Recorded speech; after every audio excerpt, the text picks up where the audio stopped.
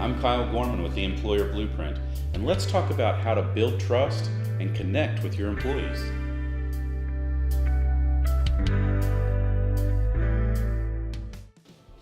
So the first point that I want to make is that you need to have constant positive communication. What that means is when it's time to talk to an employee, it shouldn't always be about, hey, there's an issue, a problem, a concern that we need to address. We need to be able to talk to them about positive things that they are doing, positive things that are happening in the organization. Maintain that positive communication all the time so that they understand that whenever you come through the door and you need to talk to them or you invite them into your office, that it's not a negative thing. These are just conversations that we're having. So that constant positive communication is a great way to start establishing and building trust and connecting with your employees. The next thing I want you to think about is admit when you make a mistake. We're all human, we make mistakes. As leaders in our organization, we are going to make mistakes, and we need to be able to admit that, especially when it impacts our employees, when it impacts someone on our team.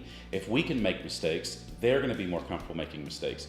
And we create that human element, which is going to build a stronger relationship and greater trust within the workplace. Third, along those same lines is, we need to support others through their mistakes. So if we're willing to admit that we make mistakes, we recognize that and admit it, then we also need to support others whenever they make a mistake because they need to be comfortable telling us. Imagine a situation in an organization when someone makes a mistake, but they don't want to tell the manager or the leader in that organization that's happened. That can be very, very toxic. So we need to support others. We don't need to talk down or reprimand them. They know they've made a mistake. We need to support them through that and help them figure out, okay, how do we move beyond this and understand that it's all part of the evolution of the business and building their career and building the relationships within the organization that we have. And the last thing that I want you to really focus on is you need to be humble. If you want to build trust and you want to connect with your employees in a very positive way, then you need to understand that success and failure is not completely on your shoulders, that you are dependent on the people around you, and that they are very important to your success. You need to be humble in what you do and what you say, and you can't pretend that you know it all. This may be one of the most important aspects of this trust building in your organization, but I encourage you to think about it because it's very tough, especially as leaders, as business managers, as entrepreneurs. It's tough sometimes to be humble because of the positions that we've been put in.